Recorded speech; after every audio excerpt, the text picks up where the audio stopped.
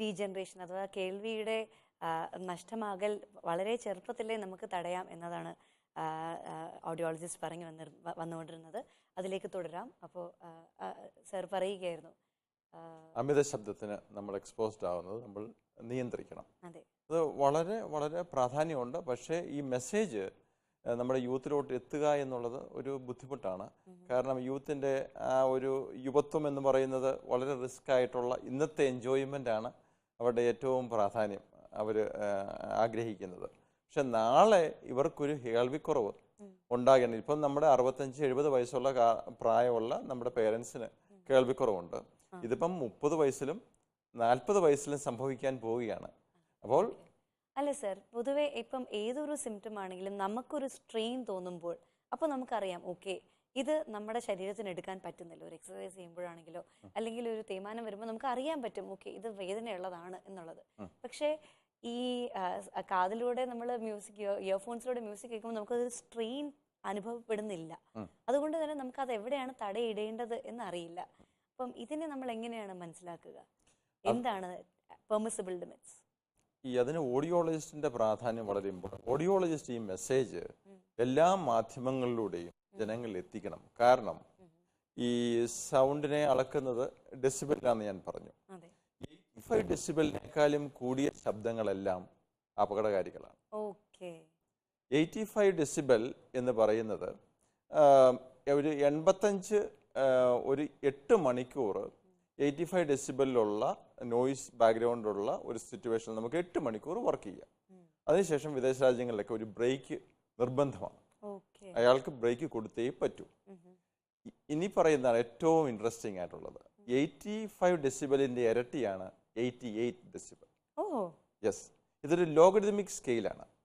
ഈ ഡെസിബൽ എന്ന് പറയുന്നത് ഇതിനെ ലോഗരിതമിക് ആക്കിയിരിക്കുകയാണ്. നമ്മൾ സാധാരണ വിചാരിക്കും 85 ഡബിൾ ആണ് 88, പക്ഷേ ന്യൂമറിക്കൽ ഡബിൾ അല്ല. ന്യൂമറിക്കൽ ഡബിൾ അല്ല. ഇത് വളരെ നാഷണൽ അക്കോസ്റ്റിക് ലബോറട്ടറി എന്ന് പറയുന്നത് ഓസ്ട്രേലിയയിലെ ഒരു റിസർച്ച് ഇൻസ്റ്റിറ്റ്യൂഷനാണ്. സൗണ്ടിനെ പറ്റി മാത്രം ആധികാരികമായിട്ട് റിസർച്ച് ചെയ്യുന്ന ഗവൺമെന്റ് ഫണ്ടഡ് ആയിട്ടുള്ള ഒരു ഓർഗനൈസേഷനാണ്. അപ്പോൾ അവരുടെ ഫൈൻഡിങ് ആണ്. അപ്പം 88ന്റെ ഇരട്ടിയാണ് 91. അപ്പോൾ 8 മണിക്കൂർ 85 ഡെസിബലിൽ വർക്ക് ചെയ്യുമ്പോൾ ബ്രേക്ക് കിട്ടേണ്ട വ്യക്തിക്ക് അത് 88 ഡെസിബലാണ് ബാക്ക്ഗ്രൗണ്ട് നോയിസ് എങ്കിൽ അയാൾക്ക് 4 മണിക്കൂർ കഴിയുമ്പോൾ മസ്റ്റായിട്ടും ബ്രേക്ക് കൊടുത്തിരിക്കണം. അത് 91 ആണെങ്കിൽ 2 മണിക്കൂർ കഴിയുമ്പോൾ ബ്രേക്ക് കൊടുത്തിരിക്കണം. നമ്മളൊന്ന് ആലോചിച്ച് നോക്കിയേ, അവിടെ ബ്രേക്ക് കൊടുക്കുക എന്നുള്ളതിനേക്കാൾ ഉപരിയായിട്ടും ഒരു എംപ്ലോയർ ഇയാൾക്ക് പ്രൊട്ടക്റ്റീവ് ഡിവൈസസ്, അയാളുടെ ചെവി സംരക്ഷിക്കാനുള്ള ഹിയറിംഗ് പ്രൊട്ടക്റ്റീവ് ഡിവൈസസ് പ്രൊവൈഡ് ചെയ്തിട്ടുണ്ട്. അപ്പം ഈ വർക്കർ അത് ഉപയോഗിക്കും. അതേപോലെ ജോലിക്ക് നോയ്സി ഇൻഡസ്ട്രിയിലാണ്, ഇപ്പം നമ്മൾ ഒരു കാർ മാനുഫാക്ചറിങ് ഇൻഡസ്ട്രി എടുക്കുക, അങ്ങനെയുള്ള ഇൻഡസ്ട്രിയിലാണ് വർക്ക് ചെയ്യുന്നതെങ്കിൽ. സർ, ഒരു കോളർ ഉണ്ട്, നമുക്ക് ആ കോൾ എടുത്തിട്ട് തിരിച്ച് ചർച്ചയിലേക്ക് വരാം. ഹലോ. ഹലോ, ഹായ്, എന്താ പേര്? ദീപ. ദീപ. ദീപ എവിടെ നിന്നാണ് വിളിക്കുന്നത്? ഞാൻ ആലുവയിലാണ് വിളിക്കുന്നത്. ഓക്കെ ദീപ. ദീപ, എന്താണ് ദീപയുടെ പ്രശ്നം? പറഞ്ഞോളൂ. എനിക്ക് ഹിയറിംഗ് എയ്ഡ്സിനെ കുറിച്ച് അറിയാൻ വേണ്ടിയിട്ടായിരുന്നു. ഓക്കെ. അപ്പോ പ്രായമായ അമ്മയ്ക്ക് വേണ്ടിയിട്ടായിരുന്നു. ഇതിന് എത്രത്തോളം ചെലവ് വരും എന്നറിയാനായിരുന്നു. ഓക്കെ, ദീപ അമ്മയുടെ കേൾവിക്കുറവ് ടെസ്റ്റ് ചെയ്തായിരുന്നോ? ടെസ്റ്റ് ചെയ്തായിരുന്നു. ഓക്കെ, എന്നിട്ട് ഓഡിയോളജിസ്റ്റ് എന്താ പറഞ്ഞത്? എന്തുകാരം കേൾവിക്കുറവുണ്ടെന്ന് ഓഡിയോളജിസ്റ്റ് പറഞ്ഞോ? അതിന്റെ പേപ്പേഴ്സ് ഇപ്പോ എന്റെ കയ്യിലില്ല. ഓക്കെ, ഈ കേൾവിക്കുറവ് ഇപ്പം എന്തുകാരം കേൾവിക്കുറവുണ്ടെങ്കിൽ പോലും നമുക്ക് ഡിജിറ്റലി പ്രോഗ്രാമുകളായിട്ടുള്ള ശ്രവണ സഹായികൾ മാർക്കറ്റിൽ ലഭ്യമാണ്. അത് 7500 രൂപ മുതൽ 2,50,000 3 ലക്ഷം രൂപ വരെ വിലയുള്ള ഒരു ശ്രവണ സഹായിയുടെ വിലയാണ് ഞാൻ പറയുന്നത്. അത്രയും വിലയുള്ള ശ്രവണ സഹായി മാർക്കറ്റിൽ ലഭ്യമാണ്. പിന്നെ പ്രധാനമായിട്ടും ശ്രദ്ധിക്കേണ്ട ഒരു കാര്യം, ഞാൻ അമ്മയുടെ കേൾവിക്കുറവിന്റെ കാഠിന്യം എന്താണെന്ന് ചോദിക്കാനുള്ള കാര്യം, ഈ മൈൽഡ് ഹിയറിംഗ് ലോസിന് ഉള്ള ശ്രവണ സഹായി അല്ല, മോഡറേറ്റ് ഹിയറിംഗ് ലോസിനുള്ള ശ്രവണ സഹായി, അതല്ല പ്രൊഫൗണ്ട് ഹിയറിംഗ് ലോസിന് നമുക്കൊരു ഫിറ്റിംഗ് റേഞ്ച് ഉണ്ട്. നമുക്ക് പണ്ട് നമ്മൾ ചെറിയ തുമ്പിനെ കൊണ്ട് കല്ലെടുപ്പിക്കാറില്ലേ? കുഞ്ഞു തുമ്പിനെ കൊണ്ട് കല്ലെടുപ്പിക്കുന്ന പോലെയുള്ളവർ വലിയൊരു തുമ്പിനെ കൊണ്ട് വലിയ തുമ്പിക്ക് കൂടുതൽ ഭാരമുള്ള കല്ലെടുക്കാൻ പറ്റും.